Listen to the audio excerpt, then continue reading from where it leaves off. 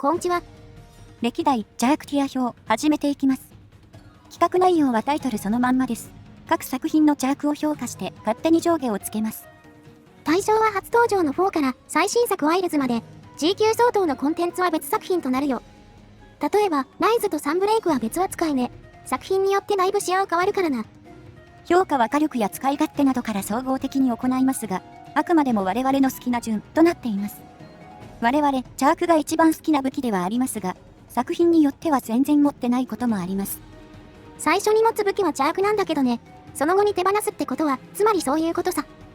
評価にあたって厳密なデータはあまり参照してない。TA で何秒早いからとか相対的なものもね。我々が12年ジャーク使ってきた中の評価ですね。我々の持つ印象が全てです。そのためご視聴にあたっての注意点があります。不要なら適宜飛ばしてください。まず、この動画はエンタメ動画ってことね。投稿者の主観 100% で作られてる。なので正確で客観的な評価を求める人は、ブラウザバックを推奨するよ。とはいえ各作品リアタイで触ってはいますからね。ある程度当時の空気感なども語れるところではあります。また、アプデがある作品は最終バージョン時点の仕様を参照。ワイルズは25年12月のタイトルアップデート4現在のものを見ています。ただ、超大型拡張に合わせたアプデは除く。例えば、サンブレイク発売日にライズに実装された要素とかね。サンブレ未購入でも一部要素は適用されるんですよね。珍しいケースだと思いますが。さて、じゃあ本編に入りましょう。だいぶ前置きが長くなりました。よし、始めていこう。前からこの企画やりたかったんだよな。まず最初はこちら、MH4 だ。ジャークが誕生した記念すべき作品。操縦コンとともに登場。発表時はびっくりしましたね。剣で貯めて斧で解放。この基本は最初からありました。GP ももちろん完備してます。ただ、この時のジャークははっきり言ってかなり弱い。ベータ版って感じの印象が強いかな。この時代は、なんと盾付きと属性強化がない。今となってはこれがかなり違和感あるね。当然、盾付き硬質や調質もありません。斧の強化がないから、解放切りの威力もかなり低いです。地味に斧のスノモーション値も 4G より低いんだ。盾切り以外は全部低いね。それと、一部の行動が繋がらないのも難点。例えばサイドステップから回転切りが出ないぞ。これはだいぶ違和感ありましたね。こういう積み重ねが手数の不足につながります。あとは、斧から直に出せるのが根質でなく解放に。これは4だけの特徴と言えるね。根質の方が強いですけどね。解放には踏み込みや方向転換も効かないし。4チャークを真面目に使うなら斧抜刀が基本ですかね。回避性能や距離を積むしかないかも。やっぱ盾付き硬質がないのなな。剣モードはマジでビンダメ装置だね。続強がないと惰性も全然足りないし、とにかく素で解放切りを当てる以外ない。総合すると弱くて使いづらいです。攻撃面も防御力も全く足りていません。おまけに発掘武器もまだないからね。角システムにも追いつけてない。同期のコンも発掘は存在しないが、モーションの強さとダラコンのおかげで食らいついてる。一応ナバルチャークは強めですけど、スロなしだしちょっと怪しいですね。ではランクをつけていきましょう。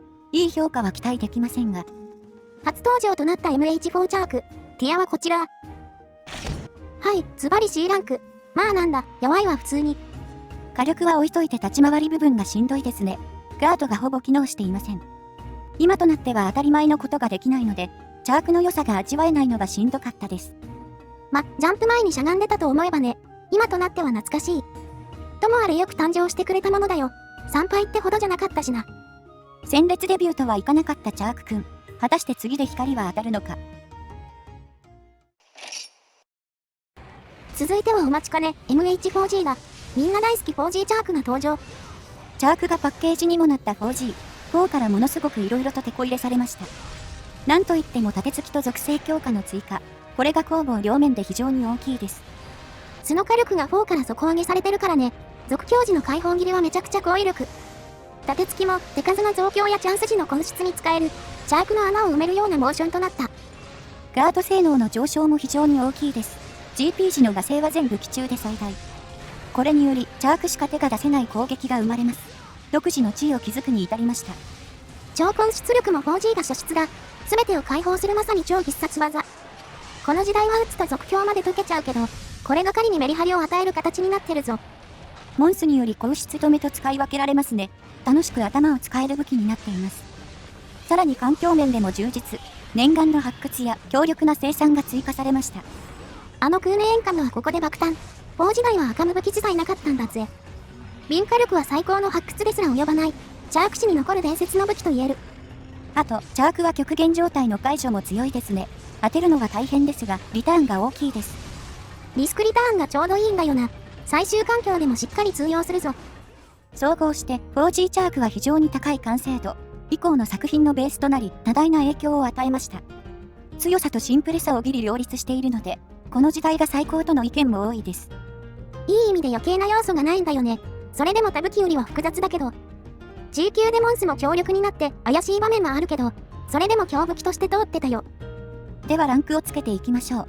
もはや褒めまくりですが。4とほぼ別物な 4G チャーク。ティアはこちら。はい、ズバリ S ランク。もう最高なんだよ 4G チャークは。とにかくバランスがいいんですよね 4G チャークは。最初はめっちゃとっつきづらいですが。ガードから渾身の反撃を放つ硬質に超火力の超質。一度魅力に気づいたら病みつきになります。G 級環境でスキルも色々積みやすいからな。特定の戦法に特化しても火力が落ちづらい。さすがに効率面では体験に及ばないが、楽しさ一本で担げる偉大すぎる武器だ。2作目にして完成を見たチャークくん。この流れは続くでしょうか。さあ、続いてはモンハンクロスだ。4K が明けた最初の作品だね。独自要素としてスタイルと狩り技が追加。それぞれ武器種ごとに異なっています。当然、チャークにもいろんな要素が追加されましたが、それ以上に武器そのものに大きな変更がありました。まず属性強化が2段階になった。それぞれ盾が黄色と赤に発光する。が、これは黄色が増えた分弱体化要素だ。赤にしないとモーション値が強化されない。一応、従来のガードは少し強化点もありますが、出しにくさの方が勝っちゃってます。で、それ以上に深刻なのが GP と連携と火力の面。なんと全てで大幅な弱体化が入りました。まず、GP 取っても攻撃を中断しなくなった。反撃でなく、受け流す形になってね。これにより大技を受けて大技で返すことが不可能に、チャークのアイデンティティがぶっ壊されたよ。さらに、盾付き、硬質の連携が削除。これもチャンス時の火力が激減しますね。硬質を直出しするには斧に変形する必要あり、狙って出すのが難しくなってしまいました。極めつけはモーション値と敏火力の大幅減ね。特に斧モードの開放系の弱体がやばい。例えば、ウィンアリの開放には 4G が98に対しクロスは65。なんと 34% 減、やりすぎだろ。一応、振りは早くなってるんですけど、全然釣り合ってないです。さらに続強の斧モーション値補正も低下。ストライカーでようやく 4G 並みとなります。これに加えて超質も超絶弱体化されたよ。我らがロマン技が。さらに、クロスでは1ヒット分ダメージが出ないバグも完備。今作の超質は100害あって一理なしだ。ダメ押しとばかりに、チャークは固有狩り技も弱いです。これは他武器と比べた相対的なものですが、わかりやすいバフや大技がないので、普通に絶対回避のがいいです。ヒーリングボトルの使用さ、ラルフ酒も大概にしろよ。全狩り技中で一番使えないだろあれ。改めて見るとひどいですねこれは。本当にチャークですかこれ。当時はまあがっかりしたよね。GP と盾付きの使用、二度と復活すんなよ。総合して強力で楽しかった 4G チャークはどこへやら、強さも楽しさも奪われ、変わり果ててしまいました。まあ、調整意図はわかるよ。スタイルで補えるからってことでしょ。モンハンって新仕様に合わせてひどい弱体化するんだけど、クロスはそれの走りと言えるかもね。正直、クロスのチャークって持つ理由が全くないんですよね。スタンもめちゃくちゃ取りづらくなったし。というわけでランクをつけていきましょうか。ある程度結果が見えるとこですが。何もかもヤバそうなクロスチャーク。ティアはこちら。はい、ズバリ C ランク。なんでベータ版時代に戻ってんだよ。ここまで抑えられるとって感じですね。なんなら4以下になった部分もあります。バランスが良かった 4G から全要素下げられたので、器用貧乏っていうか、ただの貧乏になりました。武器ってここまで弱くできるんだね。むしろ感心するわ。我々、クロスって作品はがっつり楽しんでたけど、その中にチャークはいなかったよ。使ってておもんない部分があるのがやばいですよね。火力ない武器唯一のアピールポイントなのに。さて、3作目で大きく評価を落としたチャークくん。G 級作品で復権できるでしょうか。さあ、クロス発売から1年半後に G 級のダブルクロスが登場。強化が期待されるところだが。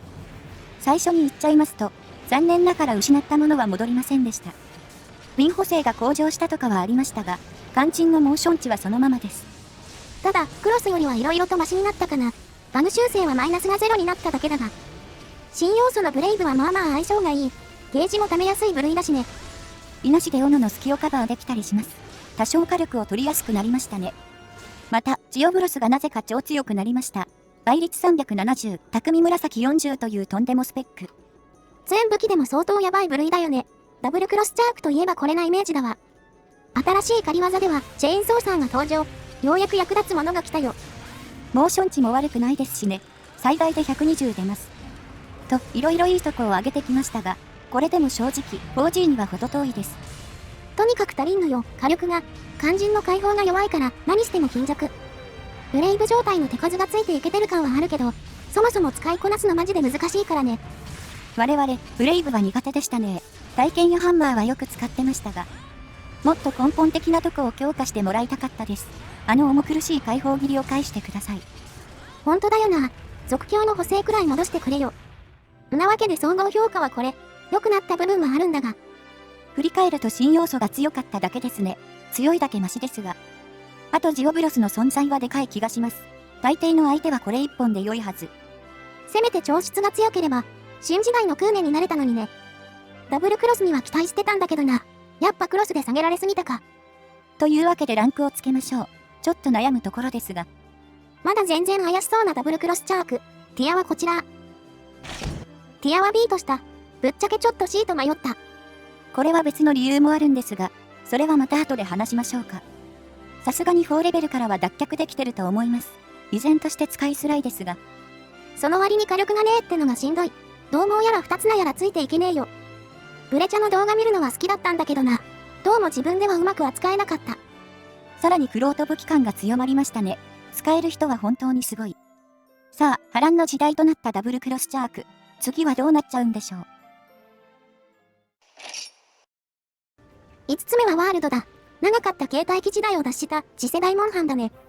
チャークの仕様はここまで 4K、クロス系の2系統のみ。ワールドでどうなるかはかなりの注目点でした。結果としてフォークの仕様は 4K に戻ってくれました。GP の挙動や盾付きからの派生ですね。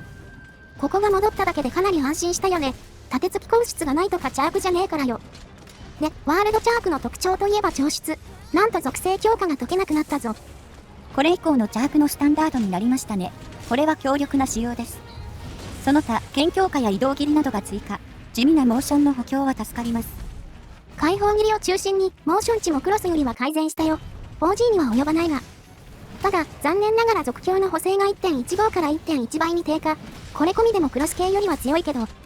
これは多分、上質の仕様変更に合わせたものですかね。維持が簡単になったので。地味ですが、剣モードのモーション値も下がってます。ダメ2連は2割近い弱体化。これらの仕様から、ワールドチャークの最適解は調質ぶっ破。正直これ以外やる意味ないかな。大乱とブロスっていう高倍率の武器があったから、みんなこれ担いで調質打ってたね。まあ、強い使い方があるのはいいんですけど、チャーク使いとしては複雑でしたね。当時はこのイメージだけが先行して、他武器から調質だけ打ちに来る方が続出しました。古流あたりにちなんで渡りって呼ばれてたね。チャーク民からは煙たがられてたが。エフェクト自体も次世代機で超かっこよかったから、気持ちはめっちゃわかるわ。実際、我々もこればっかりでしたしね。低体力のワールドモンスとよく噛み合いました。とまあ、こんな感じの評価です。我々の好きなチャークが戻ってきたような感覚でした。GP でガードになるだけで感動したよな。クロス系のチャークは本当に性に合わんかったから。調質が強い点も多少思うところはあったけど、ぶっちゃけチャークが強いってだけで満足してたな。お手軽といっても全部に通用するわけじゃないですしね。それなりに頭を使う場面はありました。ただまあ、アップデを重ねて怪しくはなってました。歴戦王やらマムやら。思い返すと、名刀ライトで属性弾ばっか打ってたわ。黄金の氷チャークが欲しくてな。さ、てなわけでランク付け参りましょう。期待が持てますね。見事に復活したワールドチャーク。ティアはこちら。ほい、ズバリ A ランクだ。十分強力で楽しいチャージアックスだった。渡りとかぶっちゃけどうでもいいんですよね。思い返しても全体的な印象は良かったです。ただ、S まではいかないくらいです。さすがにそこまでではなかった。やることやりたいことが割と一辺倒だからな。いい決めに見ても S はないかな。属性の調質はもっと強くてよかった。エフェクト超絶かっこいいからね。そんなこんなで輝きを取り戻したワールドチャーク。この勢いは続くのか。6番目はアイスボーン。ワールドの G 級 MR 版だね。この作品は人気のモンスが多数復活。次世代機での活躍を見れて感動しましたね。チャークでは回転斬りが登場。いわゆる斧強化が初めて出てきましたね。これまでも縦強化で斧の火力上がってたけど、斧側は確かに直接強化されてなかったな。ただ、この斧強化がまあ問題児でね、この時代は制約がかなり多いんだ。効果時間中、一定時間で瓶を消費し続けます。瓶がなくなれば解除。効果時間は、榴弾だと1瓶12秒とかなり短め。頻繁に剣に変えて貯め直さないといけません。しかも斧強化だけ考えてこれだからね、当然、縦強化は別で必要だ。つまり回転斬りは、縦強化、銀ダメの後ようやく放てる。儀式の多さはこの辺りで極まったな。当然、縦強化にも制限時間ありますからね。再度強化したら自動的に斧強化も切れます。そして解放位置や攻質のモーション値が下げられました。お決まりの新要素前提のナーフです。斧強化の追撃を考慮したものだね。つまり斧強化を使わされる調整。こういうのは強化と言わないんだよ。やることを強制するな。斧強化をフルに活かせば、一応そこそこ火力は出ますが、正直使いづらさが勝っています。あと、チャークってクラッチ攻撃も不風でしたね。モーションがくっそ長いので。傷つけやすい組でなんとか保ってたけど、クラッチ強化のスキル追加でそれも薄まったね。アイスボーンで敵が硬くて動きも鋭くなったから、全体的に置いてかれてる感が強い作品だよ。一方、強属性は相対的に強い気がします。アイスボーンは属性自体の地位が向上したので、相変わらず MR 抗菌武器も強く、7にはよくチャークで通ってました。武器に助けられてる感は正直あるけどね、なんかこの辺ダブルクロスと似てるな。つうことで相棒チャークの総評、新システムが全部使いづらい、まさに解約。調質の大幅弱体化も効いてますね。瓶を除くと2割くらいモーション値減りました。作品を通してチャークを使いたい場面が少ないです。それこそ、ごく一部に強属性持てるかなくらい。盾持ちで属性特化できる武器って貴重だからね、強属性が相対的に活躍できたのは良かったかな。ただ、それ込みでも厳しい作品だったな。ワールドみたく当てればひるむこともなくなったし。そもそもワールドの運用は無理あったんでしょうね。あれは本質的なものではありませんでした。さて、ではランクいきますか。だいぶ不穏ですが。余計な荷物を持たされたアイスボーンチャーク。ティアはこちら。ほい、B ランクだ。さすがに4やクロスレベルではない。一応光る部分はまだありますからね。斧強化も通用すれば強いし。ただ、ワールドからかなり落ちました。追加要素にことごとく邪魔されてます。これはもう体験版の時点で手放してたよね。攻略はハンマーでいっちゃったわ。アップで追加組もチャークで行く気にはならんかった。こいつと6サインだもの。この辺から基礎動作の遅さが目立ってきましたね。変わらない良さではあるんですが。さあ、環境やシステムに嫌われたアイスボーンチャーク。重荷はなくなるのか。お次、モンハンライズだ。例の巣ごもり期間を彩ったシリーズだね。ハードは変わってスイッチとなりました。今はマルチになってますけどね。ただ、ベースの動きなどはワールドです。チャークも基本部分はワールドベースとなってます。GP や盾付き、上質後の使用は据え置きだ。とりあえずそこは安心。斧強化は剣強化との入れ替え技になったね。ま、これはもともと分けて運用されてたしな。ここまで見ると悪くなさそうに思えますが、残念ながら、ライズのチャークは問題点だらけでした。まず火力が低い。特に解放以外の斧攻撃がアイスボーンからさらにダウン。一応、斧強化すればそれなりに強くはなる。ついでに維持に臨床費がなくなった。今度は納刀イコール解除となりました。あんな無防備なモードで立ち回ると。斧強化運用はまだ火力があるのでいいです。他にもっと安全で火力が出る武器がありますがね。それよりライズでひどいのは挙動面だ。ここが致命的なまでに解約されてる。まず最初に違和感を持つのが、上質の当たり判定減。縦、横、どちらもめちゃくちゃ小さくなった。飛んでるレイヤーの尻尾に当たらないレベルです。目を疑いました。その割に調質の威力自体も大したことないんですよね。チャークでは比較的マシな部類ですが。次に、不自然なまで使いづらい各種操作。ここについては挙げるとキリがないが。ライズチャークってコマンド入力の受付がやたらシビアでね、押してんのに攻撃出ないことが多々あったのよ。どうやら攻撃のモーション、棒立ちに戻るまで一切操作を受け付けないみたいですね。相手の動きを見て反応したい武器なので、とにかくやりたいことがしづらいです。あとはガードの出もなぜかやたら厳しい。各動作からガードにつなげなくなった。わざわざ一瞬突っ立ってからガードに移るんだ。他の盾持ちはスムーズに移行できるのに。シンプルに相手の攻撃を避けづらくなってます。防御面は最弱だと言っていいでしょう。一応、鉄柱式は優秀なものがあります。カウンターフルガードはのけぞり無効かつ銀全開です。これがあるから調質が超絶弱体化したのかな。元が弱すぎて技動向じゃないんだよな。ついでに、チャークは総流の蓄積がかなり難しい。どんだけ不遇なんだよこれ。とにかく、ライスチャークって使いづらいんですよね。過去作経験者はすぐ気づくレベル。また、小さな不具合もめちゃくちゃ多くて、アップデのたびにいくつか修正されてましたね。ここでは一つ一つ触れないけどね、これも使いづらさにつながってたよ。これがライズの総評だ。もう思い出したくないよこのチャークは。本当に冷遇の極みでしたね。体感では全近接で最弱です。調出は超低出力属性封印切りなどと呼ばれてました。この時代のチャークのダメさをよく表してます。何より不自然なまでに弱い挙動面、不具合と合わせてこれは一番許せん。これまでのどっしりしたイメージはどこへやら、軽くて貧弱なものになり下がってしまったよ。上に書きましたけど、我々の中では武器ですらありません。ただのおもちゃです。じゃあさっさと評価を下すとしましょう。もう結果は見えてますが。何もかもを失ったライズチャーク。ティアはこちら。はい、余裕の D ランク。D はこいつのために用意したところある。正直、ティア C なんて比較になりません。これを考慮して C 以上の配分を考えてました。我々、チャークのせいでライズに絶望してたんですが、打武器を使い始めてから一気にはまりましたね。片手、双剣、太刀、笛あたりは楽しかったが、虫技の基礎力も高いんだよねあの辺。思えば、ガンスも大概弱かったな。チャークの次にガンスが好きなのに。アイスボーンから連続でこの出来、正直きつかったですねこの辺りは。さて、まさかの最低評価となったライズチャーク。次こそ復権なるか。続いてライズの超大型拡張、サンブレイク。最近な気がするけど、もう3年半前の作品か。サンブレもまあ熱い復活要素が多かったですね。発売前の期待感はかなり高かったと思います。特に武器調整の面でかなり注目されてました。ライス中には不具合以外いじられなかったので。武器格差が大きい作品だったからね。我々も固唾を飲んで発表を待った。その結果、チャークは生まれ変わった。もちろん、いい方向にな。まず、基礎性能が全面的に見直されました。火力と挙動面、どちらも情報修正です。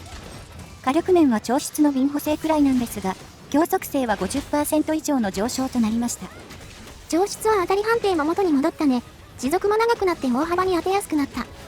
特に強属性の存在感は大きなものになった。ベース、サンブレは属性が強いゲームだからね。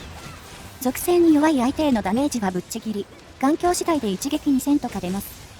榴弾はまだちょっと火力不足感がありますが、チャークのロマン砲が復活したと言えるでしょう。そして特に変わったのが斧強化だ。これは追加された虫技が大きい。キーになるのは側面の構え。斧を維持してガードができる画期的な技だ。発売前は微妙の構えとか言われてましたが、蓋開けたらとんでもない便利技でしたね。これ、なんといっても軽いのがいいです。とっさのパートから攻撃キャンセルまで何でも使えます。これによって斧強化の手数が激増。さらに隙が大幅に減ることになった。それとエアダッシュの存在も大きい。念願の総流が溜めやすい技が来たぞ。エアダによって疑似的なリーチと高い打点を得ました。打武器では殴りづらい箇所に差し込めます。空中で一発出せる瓶も地味に強力です。スタンチや属性補正がかなり高くなっています。エアダは側面よりさらに軽い。スキル次第ではマジで虫技当て放題だぞ。斧運用はさすがに煮詰まると調出には勝てないが、斧強からしからぬかなり安定した狩猟ができるね。その他、挙動面も最初に言った通り改善。各種動作が明らかに実行しやすくなりました。ということで、ここまでの作品で追加された要素すべてが、サンブレになり高次元でまとまることとなりました。サンブレでは環境的にスキル面もかなり充実。武器の選択肢もだいぶ広がったぞ。いやー、ほんとサンブレのチャークは楽しかったな。個人的には斧強化運用が好きだね。ライズで感じてた閉塞感はどこへやら、火力も足も爆裂に強くなりましたね。ということで総評。いや、もう神ですサンブレチャークは。サンブレって的を得た調整してるのが好きなんですよね。プレイヤーがしたいことさせてくれるっていうか。チャークもチャークに欲しいものがちゃんと来ました。どの戦法も輝ける素晴らしい環境です。特に斧強化はデビュー以降、開発側もどうしていいか分かってなかったように思ってたからね。ここまでのチャークの完成形と言えるだろう。マジで側面っぽいもの常設してくれよ。中毒性やばいですからねこの技。ガリガリし放題で気持ちよすぎです。さあ、というわけで評価いきましょう。久々に心躍ります。1年半で全てを取り戻したサンブレチャーク。ティアはこちら。はい、文句なし S ランクだ。なんだこの落差、風邪ひきそうだぜ。ここに来てようやく 4G に並ぶチャークが、涙が出ますよ。チャークは作品を重ねてできることが多くなってきましたが、それを鉄柱主義がうまく束ねたと言えるでしょうかね。そうね、結局先方は二分されたからな。全部使うのはいろいろ無理がある。改めてサンブレの調整には感謝したい。よくここまで持ち直してくれたよ。よく見るとモーション値とかいじられてないんですがね。問題の本質はそこではなかったと。さあ、次がいよいよ最新作です。邪悪の今とは。では最新作のワイルズだ。ようやくここまで来たね。ワイルズの特徴として複数回の武器調整があります。これまでは基本、新作を待つ必要がありました。そのため、邪悪も初期とタイトルアップデート4ではだいぶ変わってます。今回は TU4 最新時点のもので評価しますね。作品全体の新要素としてジャスガと集中モードが追加。独自の要素としては縦構えと瓶強化ね。ここに来てとうとう瓶まで強化されるようになった。また管理するもんが増えたよ。強化瓶は単に余剰分を貯められるだけでなく、威力アップなどバフ要素となってますね。当然盾、斧、剣も全部強化要素があります。盾と斧を強化しないといけないのも変わらず。ただまあ他の要素はいい点ばかりだね。縦構えは慣れると地味に便利だ。一番でかかったのは集中モードだと思う。邪悪は特にこれの恩恵がでかい。これで命中率は大きく上がりましたね。邪悪は隙がでかいのでありがたいです。突進切りで範囲外に逃げつつ攻出。みたいな、これまでにない連携も可能になってます。あと大きいのは調室の仕様変更か。なんとびっくり、直に出せなくなっちゃった。反撃調室は普通に出るんだけど、ハンターのさじ加減でどうにかなるだろこれ。古の邪悪民としてはちょっと寂しいですね。物破戦法は自動的に封印されました。代わりに攻出力周りが強化、後隙が減り、追撃攻出なるものが追加されました。攻出周りの変更はでかいよな。これのおかげで調室の剣あんま気になんねえわ。相変わらず隙はでかいから、気をつけて撃たないといけないけどな。そうそう、外砲1のモーションも変わりましたね。隙も威力も増えました。差し込みにくくなったのが難点だね。定点火力が高いのはいいけどさ。全体的に火力面は初期から十分あった。最近では属性チャークが強いね。まあ、これはコンテンツ追加とか環境面がでかいですね。チャークの火力自体は TU4 であまり変わってません。我々的にワイルズチャークの使用感は良好。スキルが揃えばちゃんと強いなと思ってました。ネックだったのはやっぱり機動力だね。いろいろと動作が遅くなった。これはワイルズ自体のゲームスピードもあるけど、さすがに TU3 までは隙がでかすぎたな。これプラス解放1が重くなりましたからね。前より攻めあぐれるようになっちゃいました。ただ TU4 ではこの辺も幾分か改善。この強化の追撃ヒットストップが軽くなったの良かったですね。弱点集中のガリガリキャンセルのいい調整。不自然な部分がなくなったよな。つうわけで今のチャーク、だいぶいいと思う。普通に強いし、普通に使ってて楽しい。調出物販もやろうと思えばできますしね。グラビあたりは楽しくバシャバシャ可能。あと一歩の強化の補強が来れば、結構理想的な武器になる気がします。ほいじゃ、ワイルズの総評ね。儀式が多い割には使いやすい、不思議な作品だ。慣れるまでだいぶ大変でしたけどね。今となっては手に馴染んでます。集中モードはマジで革命でした。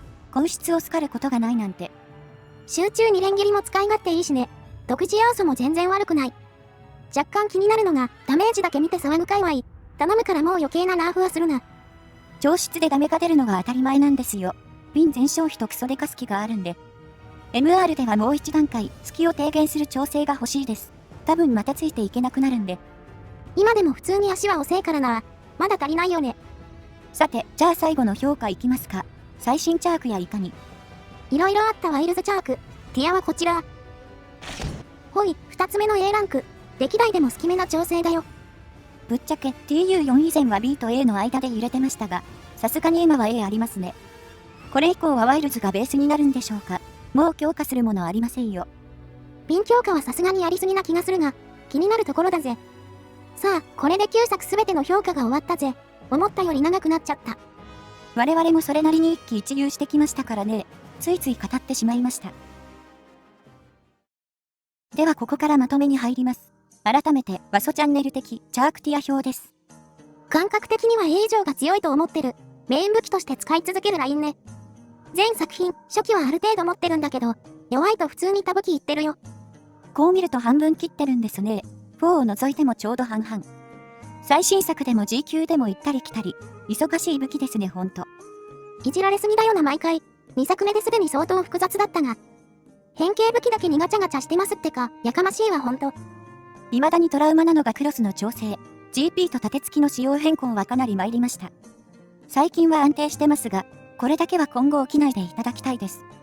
さすがにもうない、よな。簡易続興もいらんからね。我々が邪悪に求めてることは何か一つの強み。これは調出でも斧強化でも何でもいい。とにかく邪悪を持つ理由をくれと常に思ってます。いつでも邪悪を使いたいとは思ってるので。どんな性能でも持つほど盲信してません。我々は強い邪悪が好きなんです。そろそろ高めで安定しないかな。いろいろ要素が重なって難しいんだろうけど。儀式の数もすでに限界突破してる。斧強化で止めとけよマジで。なんでわざわざ調整項目を増やすのか。もう初心者触れませんよこんなの。新要素にしても敏強化の代わりでいいです。怯えるのは性能面だけにさせてください。前作品油断はできんな。まずはワイルズ MR が出るならそこに期待しようか。さてと、それじゃあそろそろ締めよう。すべての邪悪使いに幸あれ。今後の邪悪にも幸というか火力あれ。また我々に超ダメージを見せてください。ほいじゃ、次の動画で。またね。